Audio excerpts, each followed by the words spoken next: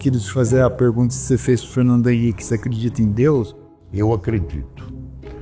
Só que dispenso intermediários. A minha relação é direta.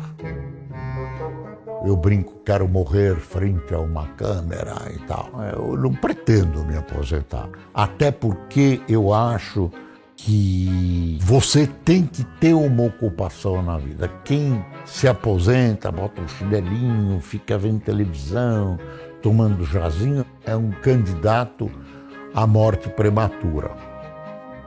Vou fazer 86 em fevereiro. Você olha para a morte, né? Você começa a pensar na morte. Eu não tenho medo, mas eu tenho medo. Mas eu também já fiz as pazes com a morte. É inexorável, melhor não pensar. Eu brinco porque eu comprei um lugar no cemitério de que eu quero colocar e não deixo colocar uma placa escrito futuras instalações. O pessoal dá risada e eu também.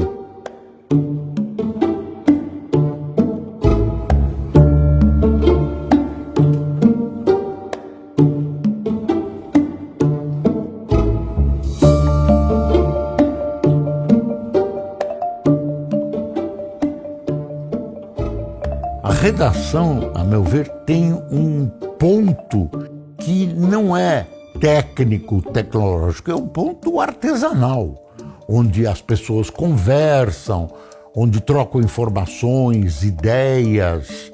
Agora, se você olhar o que era antes, no período das vacas gordas, a gente era um jornalismo na grande imprensa totalmente comparável ao melhor jornalismo americano, com os mesmos cuidados, com a mesma tecnologia gráfica, uma reunião muito grande de intelectuais, a página 3 da Folha.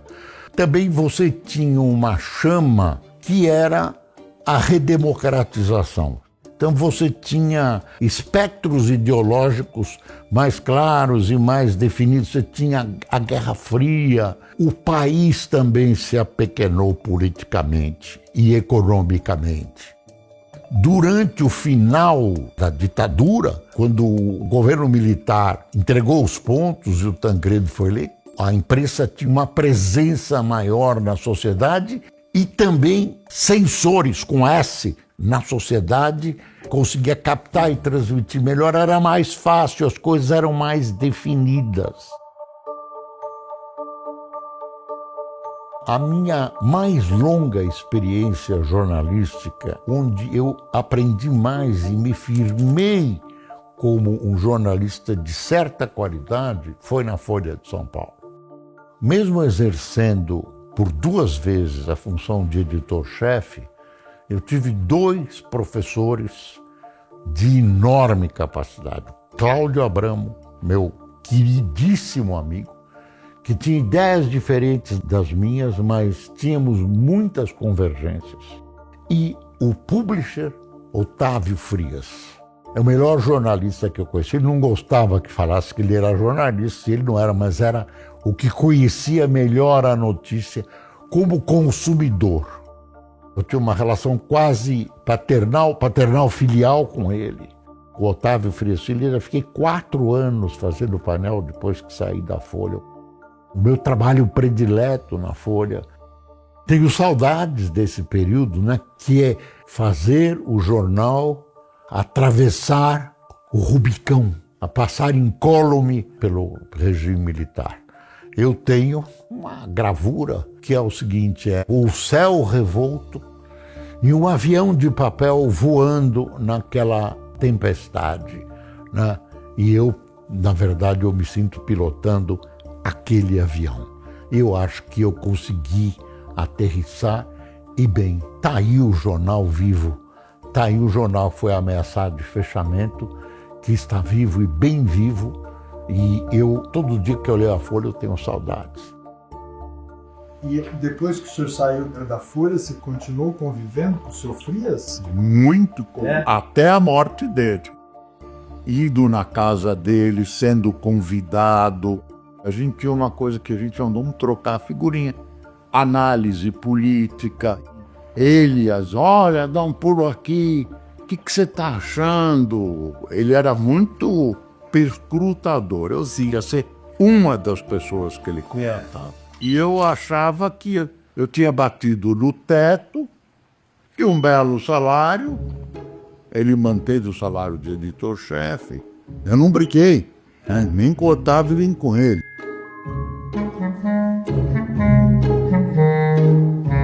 As pessoas falam muito dos seus bordões, né?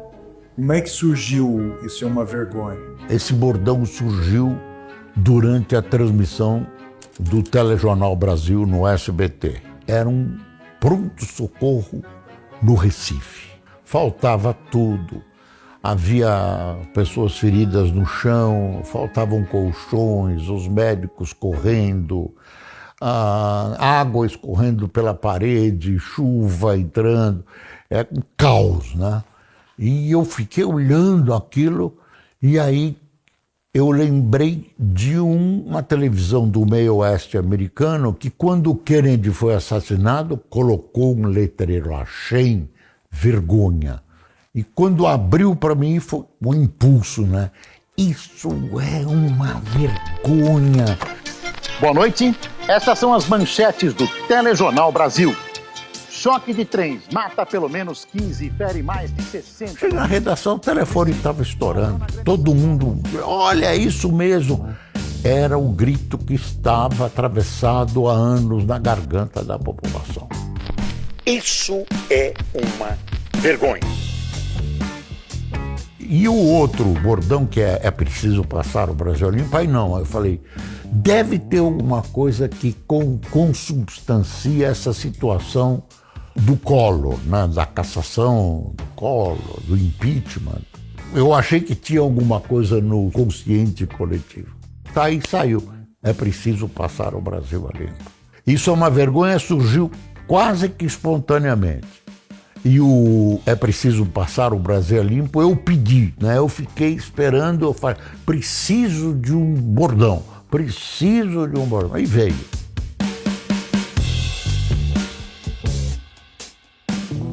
Quando eu fiz o TJ Brasil, eu era totalmente livre. O Silvio Santos jamais interferiu. Eu ataquei o Silvio Santos, a candidatura dele a presidente da República no ar. Aliás, ele espertamente usou isso para mostrar que ele era tão democrata que o empregado dele o atacava no ar e não acontecia nada. Eu posso errar, mas é o que eu penso. Eu sempre coloco, olha, eu penso isso. Eu tive essa liberdade na Record também.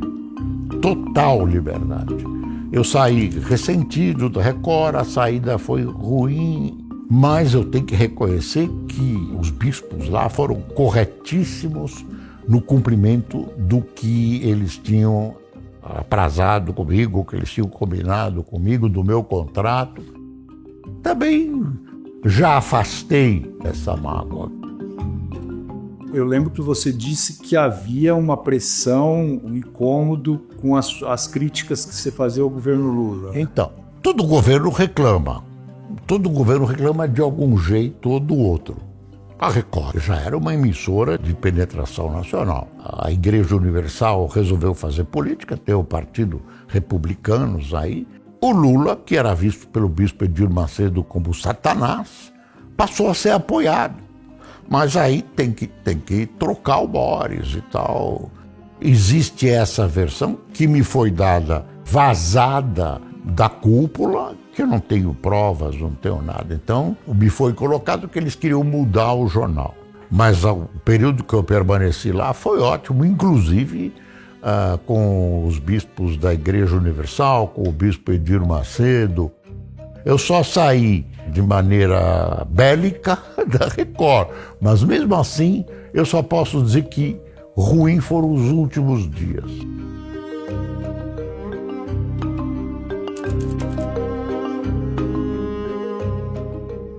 A pandemia foi um choque muito grande na imprensa, provocou crises econômicas enormes nos jornais, televisão e rádio. As emissoras e os jornais foram obrigados a demitir as pessoas que tinham os maiores salários, isso é público. Então eu acho que houve uma perda de qualidade que eu vejo que é um grande esforço de recuperação. As pessoas costumam taxar os veículos, televisão uma coisa, rádio é outra, jornal é outra, internet é outra.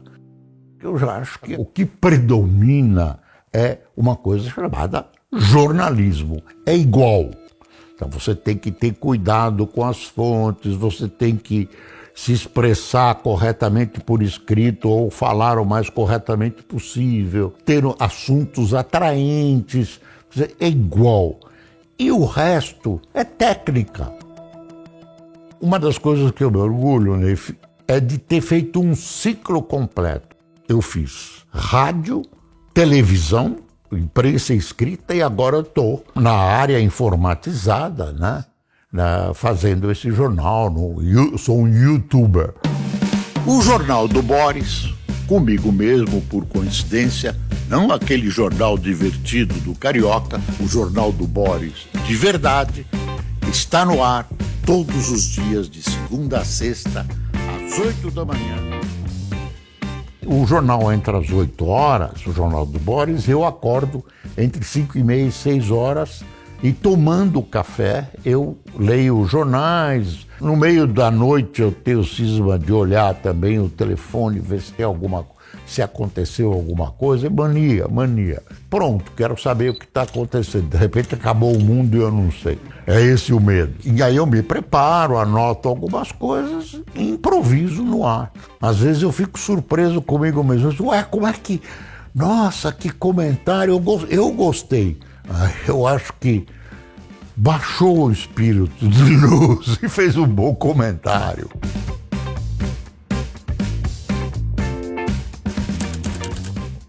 O diretor de jornalismo do SBT me convidou e eu achei que não devia voltar. Eu acho que eu estou com uma certa idade, que eu mereço ter um espaço maior para lazer. Eu estou satisfeito com o que eu faço com o meu jornal matinal, na internet. E ele insistindo. Num determinado momento ele me propôs, olha, vamos transmitir concomitantemente o seu jornal e você faz um comentário por dia que a gente vai usar durante a programação toda. E acabei aceitando. E é isso, quer dizer, é uma volta diferente, né? Vou trabalhar de casa, não vou alterar o meu jornal, não estou submetido a nenhuma orientação de caráter político. Quer dizer, hoje eu vejo que eu antevi um espaço que eu posso trafegar com tranquilidade sem alterar um ponto do meu jornal. E eu assinei um contrato diferente, como eu fiz na Rede TV. Meu contrato não tem multa, porque se você tiver um mal-estar do trabalho, esse trabalho se transforma num inferno. O meio deve considerar maluco, mas é um contrato que me permite parar a qualquer momento, sem qualquer prejuízo meu, e a emissora dizer, olha, você por qualquer razão não interessa mais o teu trabalho, tchau, tchau, e pronto. Então, eu estou livre. E o senhor gosta de futebol, seu Boris? Adoro. Eu transmiti futebol, Renato. Transmiti futebol em rádio. A história do senhor é maravilhosa. Meu pai, o falecido meu pai, adorava assistir o Jornal da Nana. Sempre o pai, o avô, o bisavô, sabia tudinho. Sabia que você ia falar, alguém ia falar. O meu avô. Não foi a intenção, viu? Eu tô brincando, pô, mas... Vem, Cassius. Ai, seu Boris, bom todo ver o senhor, eu tô lembrando da minha avó.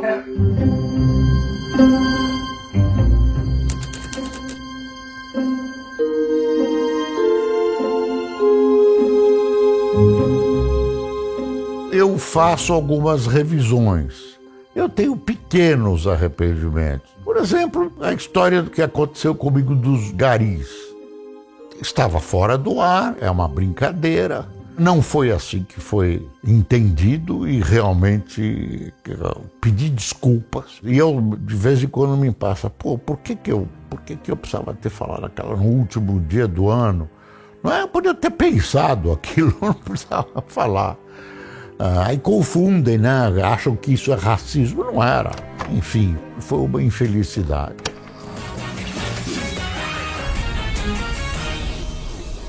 Que merda, 2 no selo, velho. Desejando felicidade do alto da sua vassoura. Que cheiro. O mais baixo da escala do trabalho. Deu pauta sem ar, tá?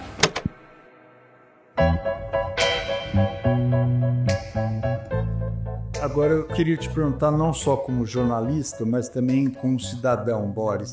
Você se arrepende de ter apoiado o golpe de 64? Não me arrependo. Por que eu não me arrependo?